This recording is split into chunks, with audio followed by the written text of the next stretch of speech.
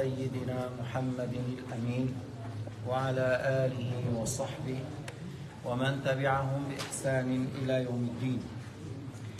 وبعد، روى مسلم أن رسول الله صلى الله عليه وسلم قال: قد أفلح من أسلم ورزق كفافا وقنعه الله بما آتاه. Muslim a rapporté que Sayyidina Muhammad a dit: trouvera la réussite celui qui a embrassé l'islam et celui qu'Allah Ta'ala lui a donné satisfaction de ce que lui a donné comme pourvoyance, et sa pourvoyance était juste à ce qu'il a besoin, comme il a besoin. إذن قد أفلح من أسلم لأن الإسلام هو أعظم نعمة في هذا الوجود، في هذا الكون، وأن تموت عليه. Le fait d'avoir l'islam, c'est le plus grand bienfait. Le plus grand bienfait sur cette terre, c'est le fait d'être musulman et mourir sur l'islam. بعض الناس قد يكون على الإسلام ثم يرتد فيموت كافر. Il y a des gens qui ont embrassé l'islam et qui ont apostasié et qui sont morts mécréants. Comme certains qui ont vu Sayyidina Muhammad alayhi salatu wassalam, qui ont embrassé l'islam. Quelqu'un il a été en Jordanie et l'autre il a été en Éthiopie.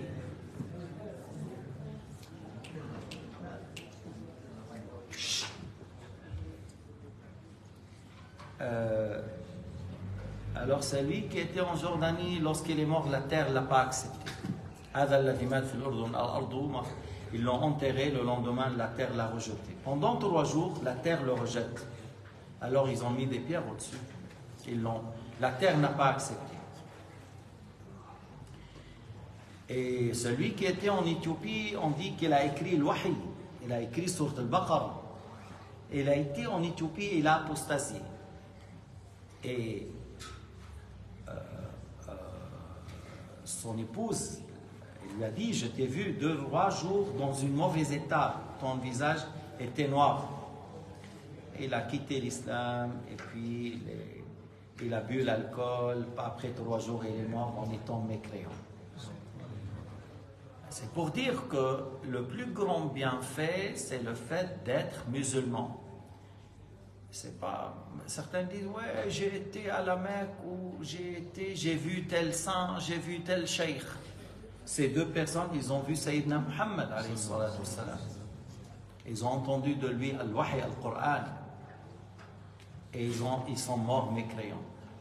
إذن هنا قد أفلح من أسلم دخل في الإسلام ومات عليه. Ça veut dire il a aidé dans la réussite celui qui a embrassé l'islam et qui meurt en étant musulman. لأن هذا هو النجاة من الخلود الأبدي في النار. C'est par ça que la personne aura la sauvegarde d'être dans le feu de l'enfer.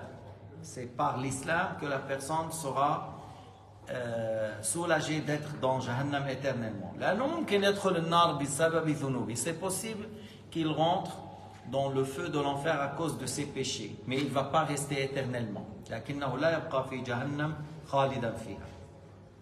يبقى في جهنم خالدا فيها من مات كافرا. Reste dans Jahannam éternellement celui qui est mort mécréant, comme Allah subhanahu wa ta'ala a dit: إن الله لعن الكافرين وأعد لهم سعيرا خالدين فيها أبدا لا يجدون وليا ولا نصيرا. خالدين فيها أبدا لا يجدون وليا ولا نصيرا. L'ayah signifie: Allah a maudit les mécréants, il a préparé pour eux un feu ardent, seront dedans éternellement, et ils ne trouvent ni un secours ni une personne qui intercède en leur faveur. ولذلك قال رب العباد: يا أيها الذين آمنوا اتقوا الله حق تقاته ولا تموتن إلا وأنتم مسلمون. C'est pour cela Allah Ta'ala nous a ordonné dans le Coran de maintenir la piété et le fait de maintenir l'islam jusqu'à la mort. Ne mourrez qu'en étant musulman, ça veut dire maintient l'islam jusqu'à la mort. قال يوسف عليه السلام: رب توفني مسلما والحقني بالصالحين. والأنبياء يموتون على الإسلام لكن أحيانا يكون الدعاء للتعليم. Les prophètes meurent sur l'islam et malgré ça, Youssouf alayhi salam a dit: mon créateur, fais-moi mourir sur l'islam et fais que je rejoins mes ancêtres qui sont des grands pieux, en parlant Jacob, Ishaq, Ibrahim. Rabbi tawaffani musliman.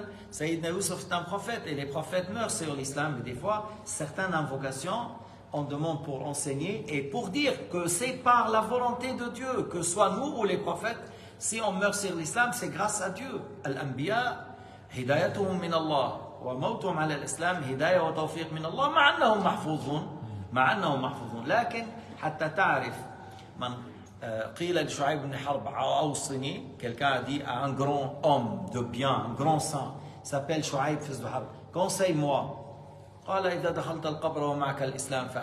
Il a dit, si tu rentres dans la tombe en ayant avec toi l'islam, bonne nouvelle.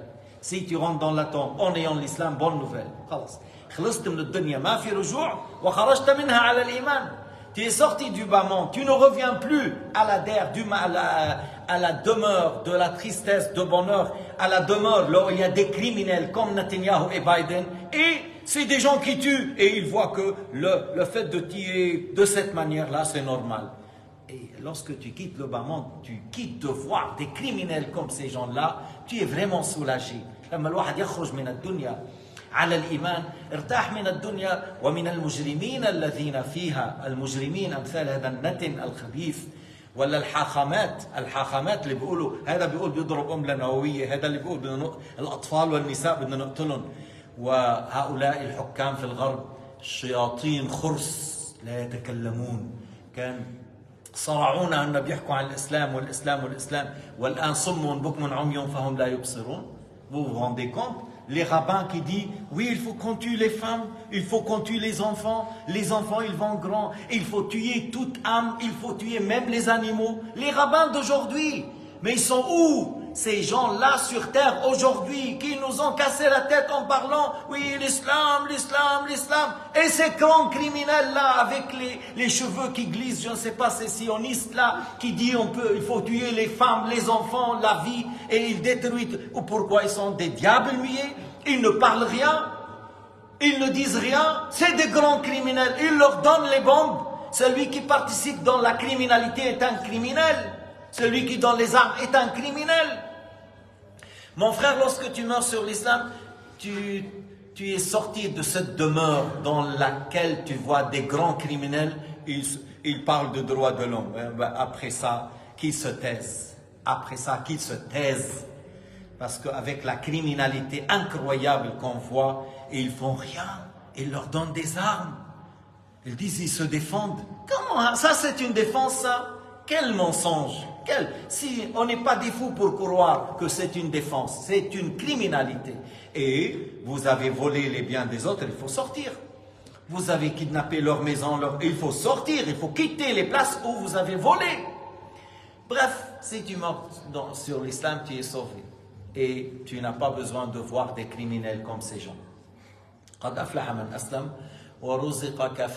C'est-à-dire ta pourvoyance juste à ce que tu as besoin, ni plus ni moins. Quelle sagesse dans ça?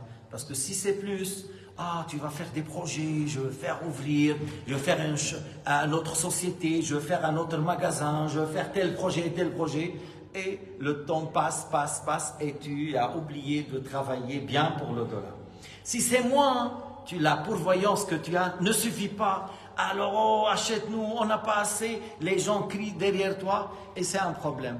Lorsque tu as juste ce que tu as besoin par jour, tu es tranquille.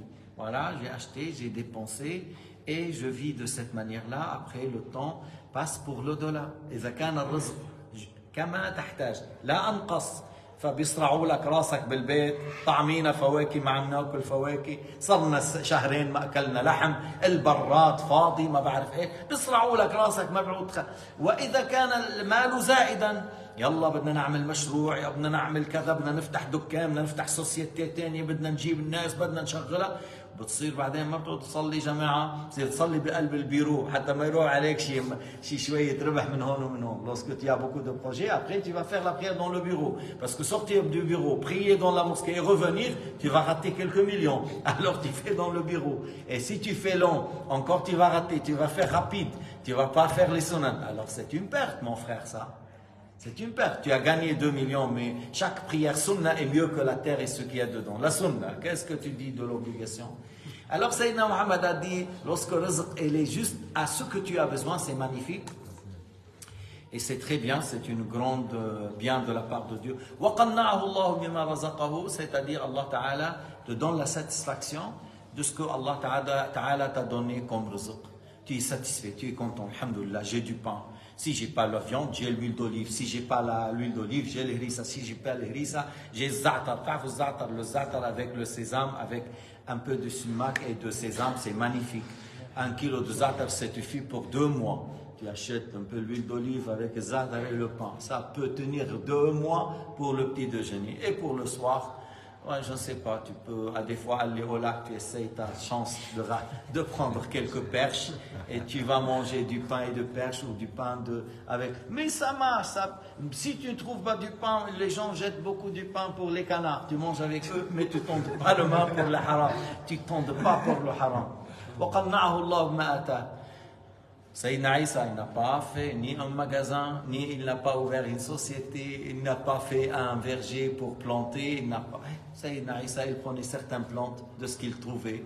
Des fois, il dort sous l'ombre d'un arbre, des fois dans une mosquée. Il prend certains arbres et il a consacré tout le temps pour l'au-delà et il était le grand ascète sur cette terre, alayhi salam. Lui et Sayyidina Yahya et Sayyidina Muhammad et Ibrahim, mais pour dire, Sayyidina Isa n'avait pas une maison. Et il ne sait pas vivre, parce que ici, là, savoir vivre, tu sais, c'est quoi savoir vivre? Lorsqu'ils te mettent savoir vivre, il faut acheter tel oreiller à 200, 400 francs, il faut acheter le couverture 4 saisons, 2000 francs, il faut acheter tel matelas à 6000 francs. C'est ça, savoir vivre. Savoir vivre, il faut que tu manges dans tel restaurant.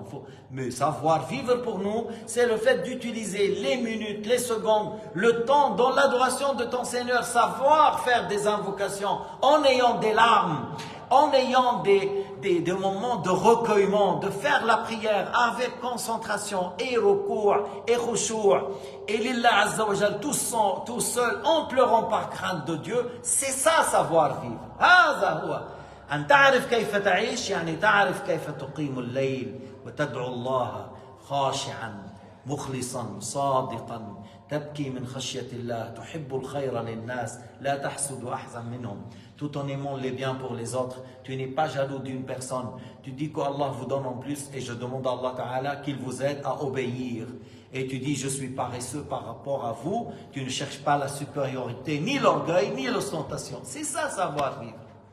Je répète, روى مسلم أن رسول الله صلى الله عليه وسلم قال قد أفلح من أسلم ورزق كفافا وقنعه الله بما أتاه. Trouvera la réussite. Où il est dans la réussite, c'est lui qui a embrassé l'islam, c'est lui dont la pourvoyance est juste à ce qu'il a besoin et Allah Ta'ala lui a donné la satisfaction par le cœur de ce qu'il a eu comme pourvoyance. Walhamdulillahi Rabbil Alamin wa sallallahu ala sayyidina Muhammad wa ala alihi wa sahbihi.